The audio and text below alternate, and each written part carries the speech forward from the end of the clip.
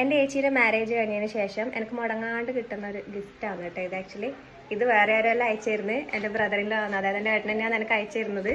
ഞാനിങ്ങനെ രാവിലെ ബർത്ത്ഡേ ആയിട്ട് ഇങ്ങനെ എനിക്ക് അധികം ഒന്നിക്കൽ പിറന്നാളിൻ്റെ 2 ദിവസം മുന്നേ അല്ലെങ്കിൽ പിറന്നാളിൻ്റെ അന്ന് രാവിലെ എനിക്ക് എന്തായാലും ഏട്ടൻ ഗിഫ്റ്റ് എത്തിക്കും, എവിടെ ആയാലും എനിക്ക് എത്തിക്കലുണ്ട്.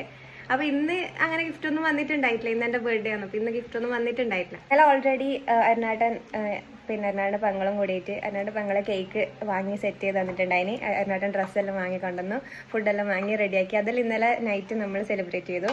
ഇന്ന് എൻ്റെ ബർത്ത്ഡേ ഉണ്ടാകുന്നതാ ഈ ഒരു ഗിഫ്റ്റാണ്, അർജുവേട്ടൻ്റെ ഗിഫ്റ്റാണ് എനിക്ക് കിട്ടിയിട്ടുള്ളത്.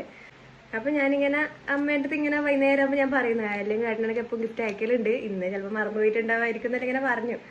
അപ്പോൾ അന്ന് ചേച്ചി ടൗണിൽ പോയിട്ടുണ്ടായി. അപ്പോൾ അന്ന് അറിഞ്ഞത് ഏട്ടൻ വീഡിയോ കോൾ ചെയ്ത് പറഞ്ഞിന് ഇങ്ങനെ ഒരു ഗിഫ്റ്റ് ചേച്ചി വാങ്ങാൻ പോയതാണ്. അതായത് ഏട്ടൻ ഓൾറെഡി ഇത് കൊറിയർ അയച്ചിട്ടുണ്ട്, അത് വാങ്ങാൻ വേണ്ടി ചേച്ചി പോയിട്ടുണ്ട്. അപ്പം നമുക്ക് എന്താണ് ഇപ്രാവശ്യം എനിക്ക് തന്നിട്ടില്ലെന്ന് നോക്കാട്ടെ.